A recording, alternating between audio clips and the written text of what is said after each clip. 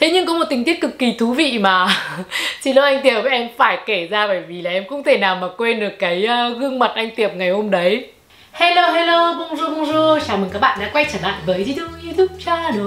Mình là Phương Di Thu, hiện tại thì mình đang sống tại châu Âu và làm việc trong ngành thời trang. Nếu bạn thích thời trang và luôn tò mò về cuộc sống châu Âu thì hãy đăng ký kênh của mình ngay nhé. Bây giờ đã là những ngày cuối cùng của tháng 5 rồi, không biết là công việc của các bạn đã có những chuyển biến như thế nào sau cái dịch tễ Covid-19.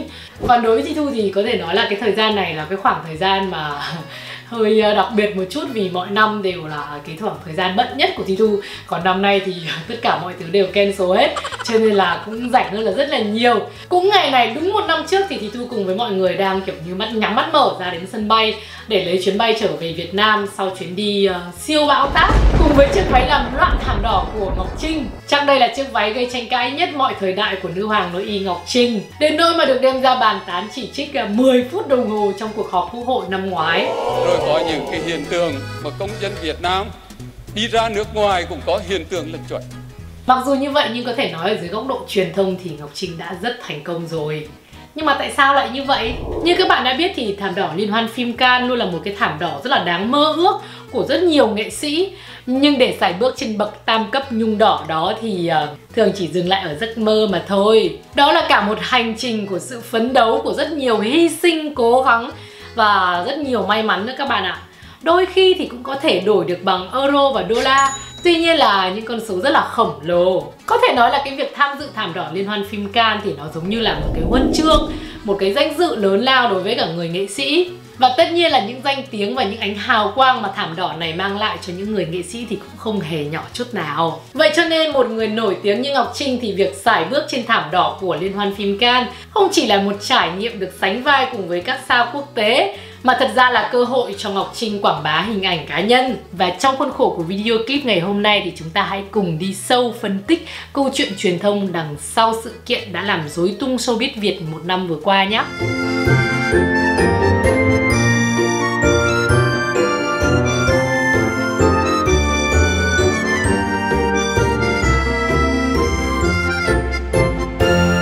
Đọc lại những bài báo của năm ngoái thì có rất nhiều chỉ trích Ngọc Trinh là không xứng đáng với hình ảnh thương hiệu, không xứng đáng với cái hình ảnh của Việt Nam. Thì mình xin dám khẳng định với mọi người rằng là Ngọc Trinh không hề đại diện cho bất kỳ một thương hiệu nào hết. Chính bản thân mình là người có trong tay những tấm vé của Ngọc Trinh, và mình đảm bảo rằng là những tấm vé mời đó không do Cục Điện ảnh Việt Nam mời, mà nó nằm trong khuôn khổ một lời mời cá nhân của một vị khách VIP, của một thương hiệu trang sức cao cấp. Vậy thì việc Ngọc Trinh tham dự thảm đỏ hoàn toàn là một người hâm mộ điện ảnh, là một khách mời VIP, chứ không hề mang danh nghệ sĩ hay đại diện cho bất kỳ một thương hiệu nào hết. Liên hoan phim Cannes không chỉ có mỗi thảm đỏ danh dự đâu, mà ngoài ra nó còn có chuỗi những hoạt động khác nữa. Cụ thể là trong bữa tiệc VIP của nhãn hàng Chopard diễn ra vào tối ngày 18 tháng 5 năm 2019 thì Ngọc Trinh được mời tham dự và được đón tiếp như một ngôi sao. Vậy thì việc gán ghép cho cô ấy bôi nhọ những hình ảnh này kia liệu có quá đáng quá không? Mở ngoặc cho những bạn chưa biết về khách sạn Martinez, thì đây là một cái khách sạn mà hot nhất trong cái thời điểm liên hoan phim. Hầu hết những ngôi sao điện ảnh và những người nổi tiếng Hollywood đều nghỉ qua đêm tại đây. Các thương hiệu thì cũng book phòng cho các VIP của mình và các gương mặt đại diện của mình tại đây. Chính vì vậy cho nên là để có được một đêm tại cái khách sạn này trong cái thời điểm Cannes là cực kỳ khó. Có những lúc giá phòng lên đến 10.000 euro một đêm mà cũng không book được, mà người ta bắt các bạn phải book hẳn cả cái tuần lễ. Thành ra số tiền để mà đầu tư trải nghiệm ở khách sạn này trong thời liên hoan phim thì khá là đắt đỏ đấy. Và dám đảm bảo với các bạn là chưa có một nghệ sĩ người Việt nào có đủ tầm để trải nghiệm khách sạn này trong thời gian liên hoan phim. Vậy cho nên nếu như các bạn muốn spot các Hollywood celebrity thì hãy đến Cannes trong thời điểm này, và đặc biệt là khách sạn Martinez nhé. Về phần Ngọc Trinh thì Ngọc Trinh không bao giờ làm việc trực tiếp với các sự kiện, mà hầu hết đều là quản lý Minh Phương liên lạc và ông bầu Vũ Khắc Tiệp sắp xếp. Và đối với những sự kiện nước ngoài thì Thu là người giúp đỡ anh Tiệp làm việc với khá nhiều đối tác tại châu Âu. Tiếp theo là câu chuyện về chiếc váy của Ngọc Trinh. Thì đầu tiên là ekip chuẩn bị hẳn 3 chiếc váy, 2 chiếc váy của nhà thiết kế Lê Thanh Hòa và 1 chiếc váy của nhà thiết kế Đỗ Long. Thì trong cái khâu chuẩn bị này thì Thu đang làm việc cho một công ty nội thất tại Việt Nam, cho nên là khá là bận. Chỉ nắm được qua trao đổi với anh Tiệp và qua điện thoại mà thôi. Thì cả 3 chiếc váy này đều được thiết kế dựa trên ý tưởng của Ngọc Trinh và ekip. Tuy nhiên trong 3 chiếc váy thì anh Tiệp đã chọn chiếc váy của Đỗ Long, còn thật ra lựa chọn của Ngọc Trinh là chiếc váy của Lê Thanh Hòa cơ. Nói tóm lại là chiếc váy gây tranh cãi này là do lựa chọn của anh Vũ Khắc Tiệp. Thế nhưng có một tình tiết cực kỳ thú vị mà xin lỗi anh Tiệp, em phải kể ra bởi vì là em không thể nào mà quên được cái gương mặt anh Tiệp ngày hôm đấy. Đó là khi mọi thứ đã chuẩn bị xong xuôi hết rồi thì anh Tiệp mới nhìn thấy Ngọc Trinh gọi là diện cái bộ đấy, thôi kiểu như là mồ hôi mồ kê túa hết cả ra, mặt tái mét không còn một giọt máu nào. Xong quay ra bảo với mình là em ơi, hay là bảo Ngọc Trinh thay váy đi. Thật ra là khi mà nhìn thấy Ngọc Trinh mặc cái váy đó ấy, thực sự đúng là cái thân hình của Ngọc Trinh nó quá là kiểu như là ngon đi mơn mởn.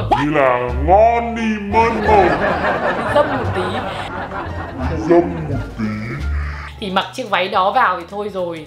Nói chung là không phải chỉ mỗi mình anh Tiệp mà tất cả mọi người đều hết hồn. Bởi vì là trước khi mà trong lúc mà Ngọc Trinh còn đang make up ấy, thì ekip chụp hình thảm đỏ của Cannes thì đến làm việc với mình, thì tiện thể mình nói mọi người vào say hi với cả Ngọc Trinh. Thì lúc này anh make up Bảo mới mang chiếc váy ra, thì đúng là đấy là lần đầu tiên sau tất cả những cái gì nghe kể qua điện thoại thì Thu mới nhìn thấy chiếc váy đó khi mà anh Bảo giơ lên. Mình bảo chết, ôi trời ơi, mắt chữ A, mồm chữ O. Nói chung là cả Thu và những bạn nhiếp ảnh đều kiểu như là hoảng ấy. Thì mấy bạn nhiếp ảnh quay ra hỏi Thu là mày có sure không? Thì lúc đó chỉ biết chép miệng mà trả lời là we going to see. Thì thấy gì thì các bạn đã thấy rồi đúng không? Thế xong là khi anh Tiệp nói với Trinh là hay là thay đổi về phương án trang phục đi, thì Trinh rất bình tĩnh và bình thản nói với anh Tiệp là thôi anh ơi, mình cứ giữ cái lựa chọn của mình đi. Em là nữ hoàng nội y rồi thì em cứ đúng với hình ảnh của mình thôi. Và thế là câu chuyện càng trở nên ly kỳ bắt đầu từ đây. Vậy cho nên là các bạn hãy nhớ giữ chính kiến của bản thân mình nhé. Các bạn cũng hiểu rằng là cái đầm của Ngọc Trinh ấy thì chỉ để xuất hiện ở khu vực thảm đỏ trên sàn diễn mà thôi, chứ không phải để xuất hiện ở khu vực public. Cho nên là ekip đã tính toán rằng là cái chiếc đầm này ấy thì Ngọc Trinh chỉ đi xe và đến thảm đỏ mà thôi. Bởi vì cái xe của Ngọc Trinh là cái xe của ban tổ chức dành riêng cho khách VIP. Bởi vì tham dự thảm đỏ Cannes cũng có rất nhiều thể loại. Từ cổng soát vé đi vào thì có một đoạn dài nữa mà hầu hết những người tham dự thảm đỏ thì đều phải đi bộ. Còn riêng cái Trinh thì sẽ có một cái đường đi thẳng vào, là cái xe của Trinh đi thẳng vào mép thảm đỏ luôn, bước thẳng vào xuống đó luôn. Chứ không phải như một số thông tin rằng là những cái khách mời vô danh thì không được tiếp đón đàng hoàng. Hay như một số người bỏ cả 100.000 euro ra rồi cũng phải đi bộ từ cổng vào đến mép thảm đỏ mà thôi.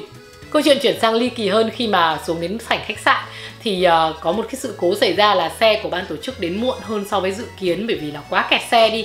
Thế là Ngọc Trinh với cả anh Tiệp tranh thủ thời gian đấy để chụp hình. Thì cái việc chụp hình đấy gây náo loạn cái sảnh khách sạn đấy ra. Mặc dù cái khách sạn Martinez này là cũng khá là private rồi cho nên là ít người vào được lắm. Nhưng mà mặc dù vậy thì cái váy của Ngọc Trinh nó quá là hở hang đi. Thành ra là không thể tránh được những cái ánh mắt hiếu kỳ của những người xung quanh. Cho nên là thì Thu liên tục phải ôm Ngọc Trinh từ phía đằng sau để che đi cái sự hở hang của cái váy đấy. Sau đến khi xe đến ý, thì Ngọc Trinh bước ra xe thì đã làm náo loạn cái đám đông người hâm mộ. Nhưng mà lúc đó thì mọi người vẫn chưa cảm nhận được cái hiệu ứng của cái chiếc váy này mang lại đâu. Mà phải để đến một ngày sau khi mà truyền thông Việt Nam mà kiểu loạn lên ý, thì mới thực sự thấm được cái hiệu ứng thảm đỏ mà chiếc váy này mang lại.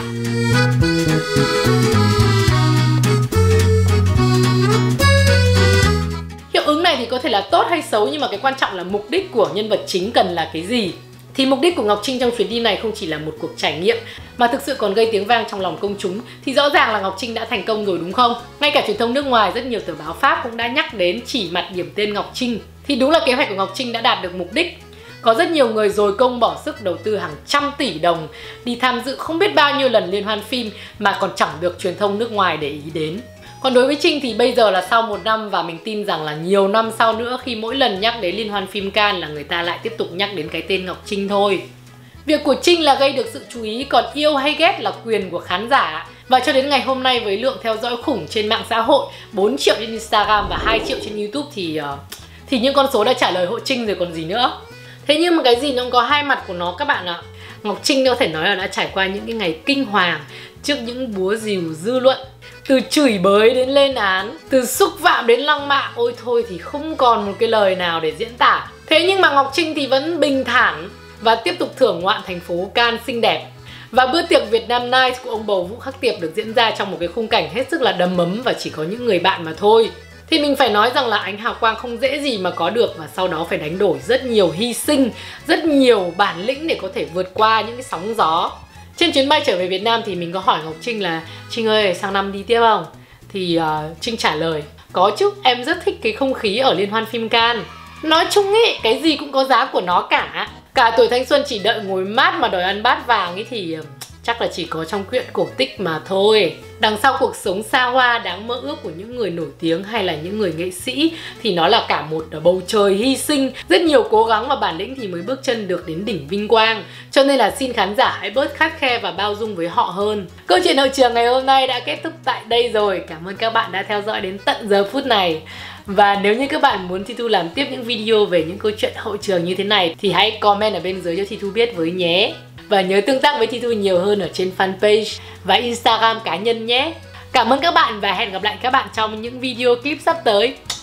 Bisous bisous.